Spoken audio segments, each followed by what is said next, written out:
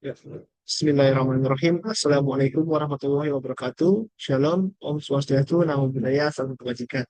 Selamat pagi, siang, sore, atau malam, serta selamat sejahtera bagi kita semua.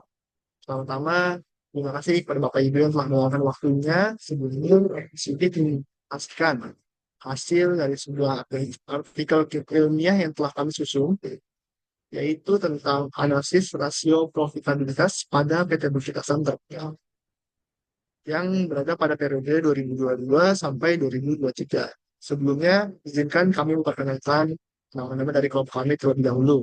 Pertama-tama ada saya sendiri, yaitu MS Syafra Perkasa, dan yang selanjutnya ada Febiana Putri Elok Lestari, dan yang ketiga ada Lalita Vistara, yang keempat ada Feni Alvira Windiasari, dan yang terakhir ada Feran Fawazi.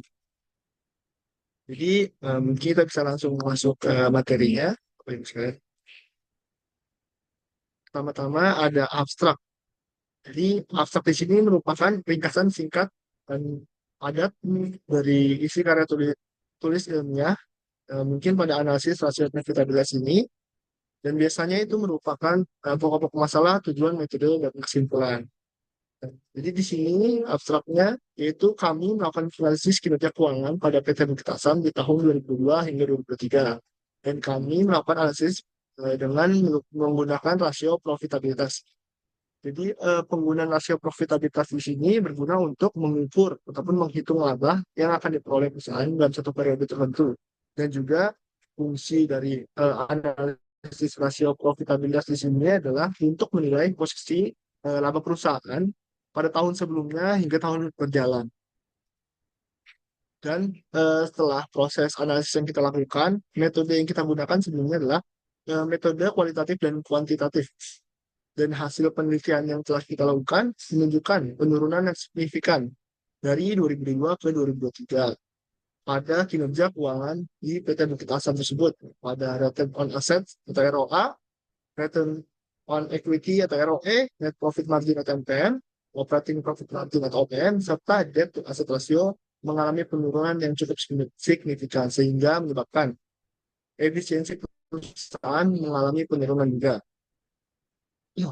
Nah, efisiensi yang mengalami penurunan ini akan menghasilkan laba dan pengelolaan biaya juga menurun. Sehingga rasio yang cenderung mengalami penurunan ini disebabkan oleh laba bersih yang mengalami penurunan di tahun 2023. Penurunan laba bersih di 2023 ini disebabkan oleh total pendapatan juga yang mengalami penurunan di tahun 2023. Serta adanya indikasi peningkatan debt to asset ratio ini mengindikasikan bahwa perusahaan itu lebih terbebani oleh utang sehingga meningkatkan resiko dari kinerja keuangan di PT Bintang ini. Oleh karena itu, dapat disimpulkan secara garis besar bahwa kinerja keuangan di PT Bukit Asam Terbuka kurang baik pada tahun 2023 karena mengalami penurunan yang cukup signifikan dengan dampak yang berbanding terbaik pada pertumbuhan laba perusahaan sendiri. Dan selanjutnya ada latar belakang yang bisa dijelaskan oleh Saudara Febiana. Baik, latar belakangnya adalah setiap perusahaan tentu menginginkan agar tujuannya tercapai dengan cara yang efektif dan efisien. Terlebih lagi dalam era globalisasi seperti ini, perusahaan harus bersaing dengan pesaingnya untuk dapat bertahan. Salah satu cara untuk mengukur kinerja keuangan perusahaan adalah dengan menggunakan rasio profitabilitas. Secara umum, rasio profitabilitas memberikan gambaran tentang seberapa efektif perusahaan dalam mengelola sumber daya dan bisnisnya untuk mencapai tujuan keuangan yang telah ditetapkan. PT Bukit Asam Tbk merupakan perusahaan yang bergerak di bidang batubara sejak tahun 1919. Dilihat dari data laporan keuangannya, perusahaan mengalami penurunan di tahun 2023 yang memiliki laba bersih sebesar 51,41%. Dengan kenaikan produksi dibandingkan dengan tahun 2022. Dengan melakukan pengukuran analisis rasio profitabilitas dapat diketahui kemampuan dari PT Bukit Asam Tbk dalam menghasilkan laba dari produksinya tersebut. Investor ataupun kreditur dapat menggunakan analisis ini dalam melakukan pengambilan keputusan apakah akan memberikan dana yang dimilikinya. Next.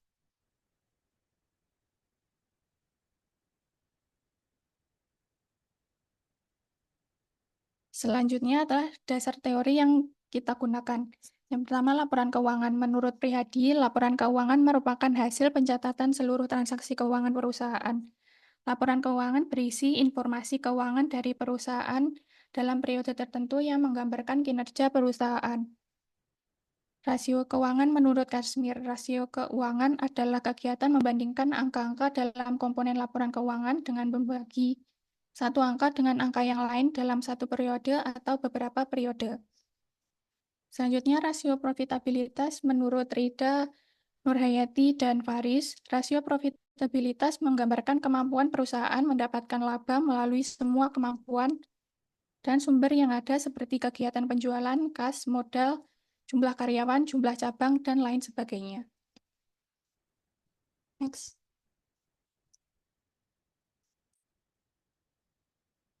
Selanjutnya adalah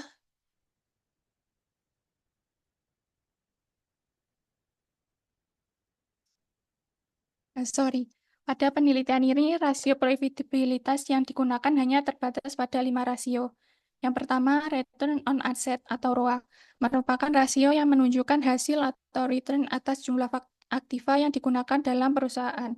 Rumus yang digunakan adalah laba setelah pajak dibagi total aset dikali 100%.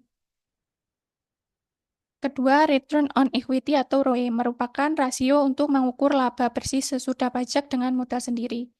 Rumusnya, laba setelah pajak dibagi modal sendiri dikali 100%.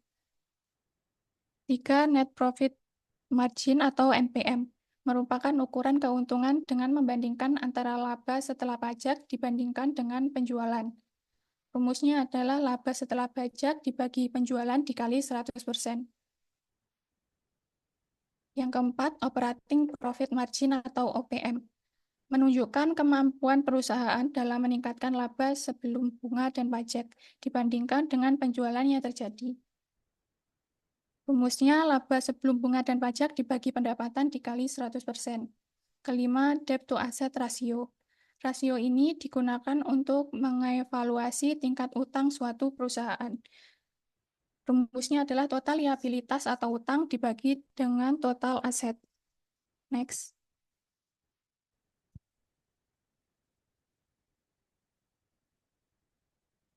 Penelitian terdahulu yang kami jadikan referensi adalah penelitian yang pertama adalah penelitian dari Syamsul Bakhyar ASS tahun 2020 dengan judul Analisis Rasio Profitabilitas dan Solvabilitas pada PT Mayura Indah Tbk.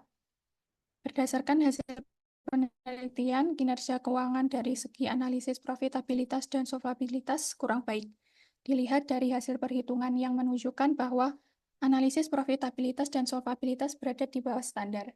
Hal ini disebabkan perusahaan kurang mampu mengoptimalkan sumber daya yang dimiliki oleh perusahaan. Kedua, penelitian yang dilakukan oleh Agus Supardi tahun 2019 dengan judul Analisis Rasio Profitabilitas pada PT Bank Permata Tbk. Setelah dianalisis, faktor-faktor yang menjadi penyebab menurunnya tingkat profitabilitas yaitu karena meningkatnya operating income, total aset, dan modal perusahaan. Sedangkan net income dan operating expense perusahaan setiap tahunnya mengalami penurunan yang cukup besar. Selanjutnya bisa dilanjut oleh Lalita.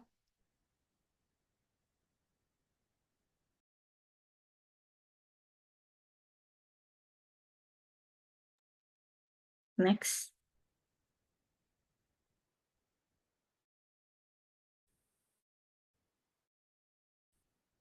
Ya, pakai metode penelitian. Metode penelitian yang bersifat deskriptif dan cenderung menggunakan analisis. Proses dan makna lebih ditonjolkan dalam penelitian kualitatif. Yang kedua ada penelitian kuantitatif.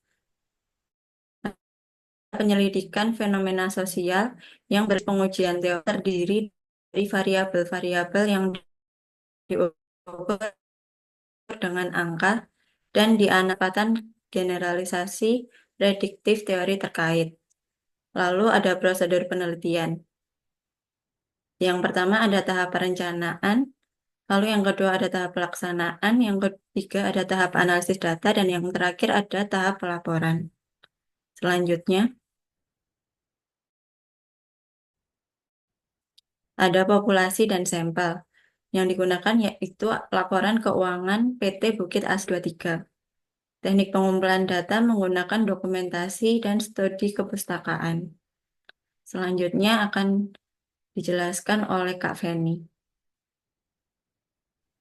Baik, selanjutnya adalah hasil penelitian dan pembahasan. Di sini telah tersajikan data laporan keuangan PT Bukit Asam Tbk pada tahun 2022 dan tahun 2023 yang berkaitan dengan perhitungan rasio profitabilitas. Di sini data yang tersajikan dalam jutaan rupiah terdiri dari jumlah pendapatan, aset, ekuitas, laba bersih, laba sebelum bunga dan pajak, pendapatan, dan juga liabilitas. Selanjutnya, untuk rasio profitabilitas yang pertama itu terdapat ROA atau Return of Asset yang dihitung dari laba setelah pajak dibagi total aset dikalikan 100%. Pada dasarnya, ROA yang tinggi itu akan menarik perhatian investor dikarenakan ROA yang tinggi mengindikasikan bahwa perusahaan tersebut mampu menghasilkan laba yang besar dari total aset yang dimilikinya. Pada tahun 2022, untuk ROA PT Bukit Asam Tbk itu sejumlah 27,7% dan pada tahun 2023 itu sebesar 15,75%. Hal ini menunjukkan adanya penurunan yang cukup signifikan dan mengindikasikan bahwa efisiensi perusahaan dalam mengelola asetnya untuk menghasilkan laba itu menurun cukup signifikan. Selanjutnya untuk rasio profitabilitas yang kedua itu ada return of equity atau yang biasa disingkat dengan ROE yang dihitung dari laba setelah pajak dibagi ekuitas dikalikan 100%. Pada dasarnya untuk ROE sendiri itu mengindikasikan bahwa keuntungan perusahaan yang dihasilkan dari setiap rupiah yang diinvestasikan perusahaan. Nah, pada tahun 2022 untuk ROE sendiri sebesar 43,46% dan pada tahun 2023 sebesar 28,31%. Hal ini juga menunjukkan adanya penurunan yang cukup signifikan dan mengindikasikan bahwa adanya penurunan laba perusahaan atau adanya peningkatan ekuitas yang tidak sebanding lurus dengan laba bersih perusahaan. Selanjutnya, untuk rasio profitabilitas yang ketiga, itu terdapat NPM atau Net Profit Margin yang dihitung dari laba setelah pajak dibagi pendapatan dikalikan 100%. Di sini, pada tahun 2022 untuk NPM PT Bukit Asam Tbk itu sebesar 29,46% dan pada tahun 2023 sebesar 15,66%. Selanjutnya, penjelasan akan dijelaskan oleh Veron. Baik, izin melanjutkan. Tadi sebelumnya telah dijelaskan mengenai perhitungan dari net profit margin atau kita singkat dengan nama NPM oleh Feni. Nah, dengan adanya penjelasan sebelumnya bahwasanya NPM pada tahun 2022 ke tahun 2023 itu mengalami penurunan, di mana hal ini berarti laba bersih yang dihasilkan dari setiap rupiah pendapatan berkurang hampir setengahnya dibandingkan tahun sebelumnya. Penurunan ini bisa disebabkan oleh berbagai faktor seperti peningkatan biaya operasional, penurunan harga jual produk, atau peningkatan beban pajak dan beban lainnya. Kondisi ini menunjukkan adanya tantangan yang dihadapi perusahaan dalam mempertahankan efisiensi operasional dan profitabilitasnya di tengah dinamika pasar dan industri. Penurunan NPM juga dapat mempengaruhi persepsi investor dan pemegang saham terhadap kinerja keuangan perusahaan, yang berpotensi menurunkan nilai saham dan investasi jangka panjang. Kemudian, kita lanjut kepada yang keempat. Next. Sorry. Yang keempat ada OPM atau yang kita kenal dengan nama Operating Profit Margin. Rumus yang digunakan dalam perhitungan OPM ini adalah laba sebelum bunga dan pajak dibagi pendapatan dikali 100%. Di mana dengan menggunakan rumus tadi didapatkan nilai dari OPM tahun 2022 adalah sebesar 35,66%, sedangkan pada tahun 2023 adalah sebesar 18,71%. Dari hasil perhitungan operating profit margin pada PT Bukit Asam Tbk untuk periode 2022 dan 2023 terlihat adanya penurunan yang signifikan dari 35,66% menjadi 18,71%. Hal ini menunjukkan bahwa perusahaan mengalami penurunan dalam kemampuannya mempertahankan laba operasional terhadap pendapatan yang dapat disebabkan karena adanya perubahan strategi perusahaan seperti ekspansi yang besar, investasi yang besar, ataupun adanya masalah operasional yang baru muncul. Kemudian untuk yang terakhir, ada debt to asset ratio. Rumus yang digunakan dalam perhitungan debt to asset ratio adalah total liabilities dibagi dengan total aset. Di mana setelah kami melakukan perhitungan, didapatkan nilai dari debt to asset ratio adalah sebesar 36,25%, serta pada tahun 2023 memperoleh nilai sebesar 44,37%. Dari hasil perhitungan debt to asset ratio, terlihat adanya peningkatan yang signifikan dari tahun 2022 ke tahun 2023. Hal ini menunjukkan bahwa perusahaan menggunakan lebih banyak utang untuk mendanai asetnya pada tahun 2023 dibandingkan dengan tahun sebelumnya, yang disebabkan adanya beberapa kemungkinan seperti adanya ekspansi, efisiensi aset, ataupun kondisi keuangan perusahaan. Selanjutnya akan dilanjutkan oleh Lalita. Jadi next. Ya, kesimpulan. Yang pertama ada return on asset atau ROA tahun 2023 mengalami penurunan sebesar 11,95%, menunjukkan pertumbuhan laba perusahaan kurang baik. Lalu yang kedua, return on equity atau ROE tahun 2023 menunjukkan penurunan sebesar 15,15%, menunjukkan perusahaan tidak efisien menggunakan modal untuk menghasilkan laba bagi pemegang saham di PT Bukit Asam Tbk. Yang ketiga, net profit margin atau NPM tahun 2023 mengalami penurunan sebesar 13,8%, menunjukkan pendapatan perusahaan dalam menghasilkan laba kurang baik. Next.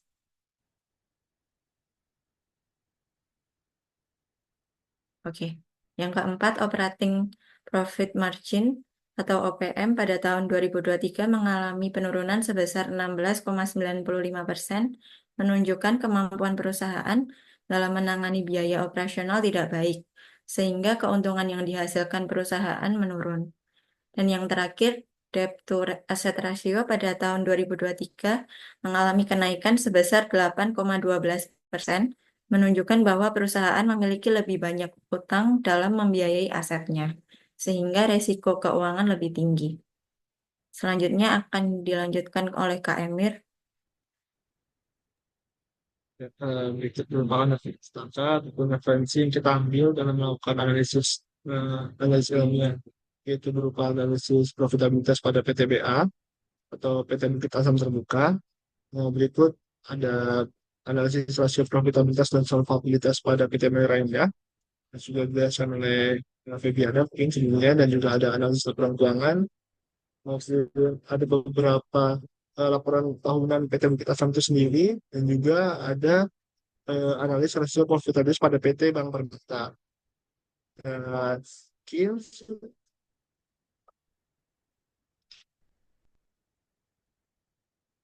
ya, terima kasih atas paparannya untuk teman-teman semua yang cukup jelas, dan demikian sekiranya presentasi dari kami. Analisis profitabilitas di PT Bukit Asam Tbk, kurang lebihnya mohon maaf, dan jika ada salah ada terucap, dan atas perhatiannya juga kami ucapkan terima kasih. Akhir kata kami ucapkan wassalamualaikum warahmatullahi wabarakatuh. Sekian, terima kasih.